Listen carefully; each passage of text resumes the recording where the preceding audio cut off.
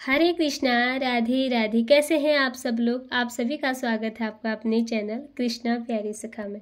आज आप लोगों के साथ उत्पन्ना एकादशी व्रत कथा आप सुनाने वाली हूँ। आज है उत्पन्ना एकादशी। आप सभी को उत्पन्ना एकादशी की बहुत बहुत शुभकामनाएं। मार्गशीर्ष महीने में कृष्ण पक्ष की एकादशी है और उसी की व्रत कथा मैं आप लोगों को सुनाने वाली हूँ। तो कथा इस प्रकार से है। सूत जी बोले, हे ब्राह्मणों, प्राचीन समय में श्री कृष्ण चंद्र जी ने एकादशी के उत्तम व्रत का महात्म्य विधि पूर्वक वर्णन किया है।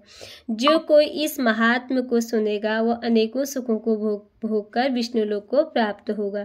अर्जुन बोला, हे जनार्दन, उपवास, नक्त भोजन और दिन रात एक बार भोजन का क्या फल है और किस प्रकार करना चाहिए, सब मुझसे कहिए। श्री कृष्ण जी बोले, हे अर्जुन, हेमंत ऋषि के मार्गशीर्ष महीने के कृष्ण पक्ष में एकादशी का उपवास करें। दिन के 8वें भाग में जब सूर्य का प्रकाश मंदा हो जाए उस समय के आहार का नाम नक्त भोजन है। रात्रि के आहार का नाम नक्त भोजन नहीं है। फिर प्रातःकाल नियम से संकल्प करें।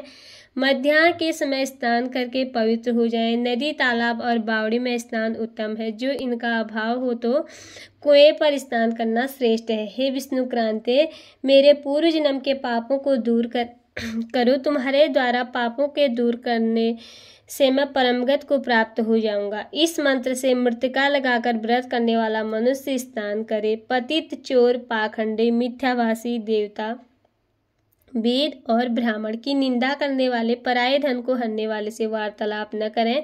यदि इनमें से कोई दिख भी जाए तो सूर्य दर्शन करें। फिर अपने घर आदर पूर्वक नैवेद्य आदि से गोविंद का पूजन करके भक्ति से दीपदान करें। उस दिन खाट पर शयन वर्जित है। व्रत करने वाला भक्त सही चित्त से रात में जागरण करके ब्राह्मणों को दक्षिणा देकर प्रणाम करके क्षमा मांगे। धर्मात्मा मनुष्य को शुक्ल पक्षी और कृष्ण पक्षी दोनों पक्षों की एकादशियां एक ही समझनी चाहिए। हे अर्जुन, इन दोनों एकादशियों में अंतर न समझना चाहिए। इस प्रकार जो व्रत करता है उसका फल सुनिए। शंखोद्वार क्षेत्र में स्नान करके गदाधर देव का दर्शन करके जो फल होता है वो एकादशी के उपवास के 16वें भाग के बराबर भी नहीं है।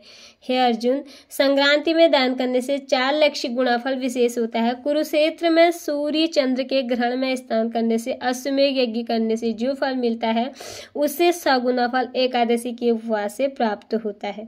जिसके घर में 1 लाख तपस्वी नित्य भोजन करते हैं उनका 60,000 में जो सहाय होता है वो एकादशी का उपवास करने से होता है।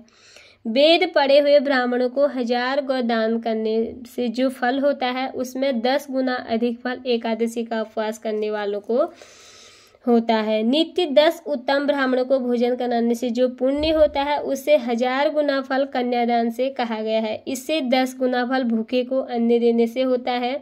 हे कुंती पुत्र, अन्नदान से स्वर्ग में रहते हुए पितर देवता तृप्त हो जाते हैं। एकादशी के व्रत में के पुण्य की सीमा नहीं है। हे नृप श्रेष्ठ, एकादशी के पुण्य का अभाव देवताओं को भी दुर्लभ है। उपवास का आधा फल नक्त व्रत वालों को मिलता है। उसका पुण्य दिन में एक बार भोजन करने वाले को होता है। तीर्थ दान नियम तभी तक गरजते हैं जब तक एकादशी नहीं प्राप्त हुई। इसलिए संसार से डरे हुए मनुष्य को एकादशी का व्रत करना चाहिए। अर्जुन बोले, हे देव, 1000 यज्ञ करके भी एकादशी के बराबर फल नहीं होता। यह आपने कहा तो सब तिथियों में उत्तम एकादशी क्यों है, यह मैं जानना चाहता हूँ। श्री कृष्ण जी बोले, हे पार्थ, सतयुग में मूर नामक दैत्य था। वह बड़ा आश्चर्यजनक, महारौद्र और सब देवताओं को भय देने वाला था। उस तेजस्वी दैत्य ने अपने तेज से इंद्र, सूर्य, वसु, ब्रह्मा, वायु, अग्नि से सब जीत लिए। इंद्र ने सब वृत्तांत शिवजी से कहा, हे देव, हम सब लोग से भ्रष्ट होकर धरती पर विचर रहे हैं। हे देव, अब देवताओं की गति क्या होगी, रक्षा का उपाय कहिए। महादेव जी बोले, हे सुर श्रेष्ठ, जहाँ गरुड़ ध्वज भगवान है वहां जाओ। वे शरण आए हुए की रक्षा करने वाले हैं। शिवजी का वचन सुनकर देवराज इंद्र सब देवताओं को साथ लेकर जहाँ भगवान शयन कर रहे थे वहां गए। जल में सोते हुए जगतपति भगवान को देखकर हाथ जोड़कर स्तुति करने लगे। हे देवताओं के देवता भी आपको नमस्कार है। हे कमल नेत्र मधुसूदन, हमारी रक्षा करो। दैत्यों से डरे हुए देवता मेरे साथ आए हैं। हे जगन्नाथ, हम आप सबके रक्षक, कर्ता और कारक हैं। हे प्रभु, आप सब देवताओं के सहायक और शांति करने वाले हैं। आप भूमि, आकाश और सब जगत के उपकार करने वाले हैं। आप शिव, ब्रह्मा और त्रिलोकी की रक्षा करने वाले हैं। आप सूर्य, चंद्र और अग्नि देवता हैं। हे शरणागत की रक्षा करने वाले, हे महायोगिन, दैत्यों से जीते हुए देवता स्वर्ग से भ्रष्ट हो गए हैं, डरकर आपकी शरण आए हैं। आप रक्षा करिए। हे जगन्नाथ, हम लोग स्थान से भ्रष्ट होकर पृथ्वी पर घूम रहे हैं। इंद्र का वचन सुनकर विष्णु भगवान बोले, कौन सा मायावी दैत्य है जिसने देवता जीत लिए हैं? प्राचीन काल में ब्रह्मा वंश देवता को पीड़ित करने वाला भयंकर नाड़ी जंद नामक दैत्य पैदा हुआ। उसका प्रसिद्ध बलवान मुर नामक पुत्र है। चंद्रावती नाम की बड़ी नगरी उसकी राजधानी है। उसमें रहते हुए उस बलवान दुष्ट ने संसार को जीतकर देवताओं को अपने वश में करके स्वर्ग से हटा दिया है। इंद्र, अग्नि, यम, पवन, ईश, चंद्रमा, वरुण इनके स्थानों पर आप ही बैठ गया है। सूर्य बनकर स्वयं ही प्रकाश करता है। विष्णु, यह स्वयं ही मेघ बनकर गया।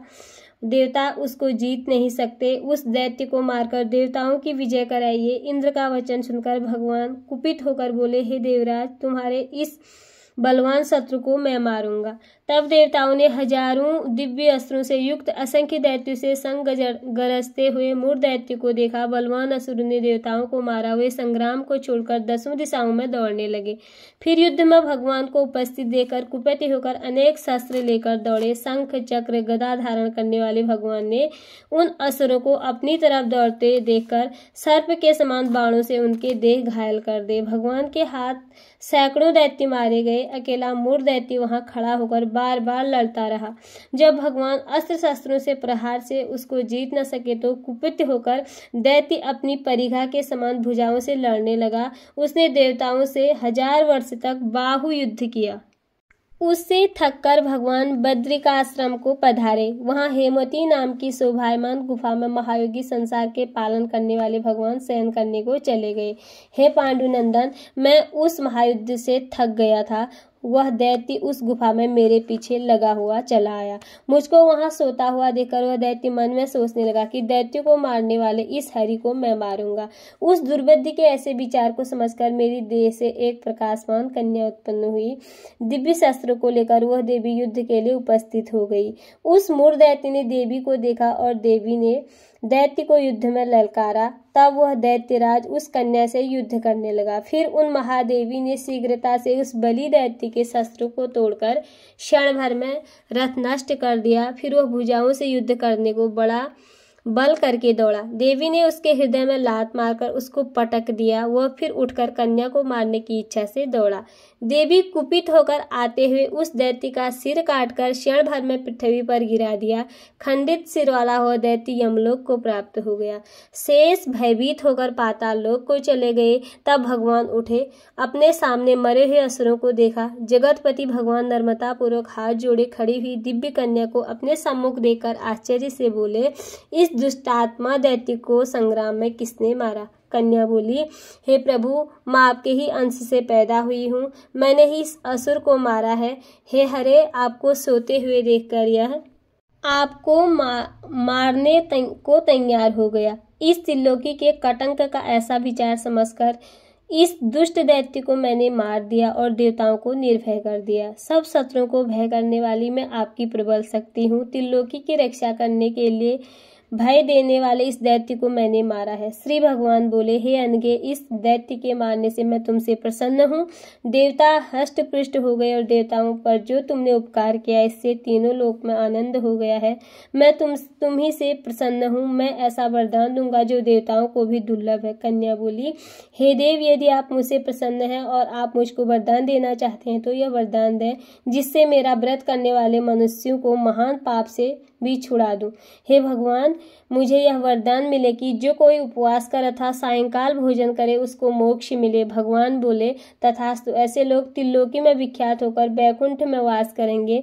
मेरी परम शक्ति तो एकादशी को उत्पन्न हुई है, इसलिए तेरा नाम उत्पन्ना एकादशी होगा। इस प्रकार उसको वर देकर भगवान अंतर्ध्यान हो गए और एकादशी अत्यंत प्रसन्न हुई।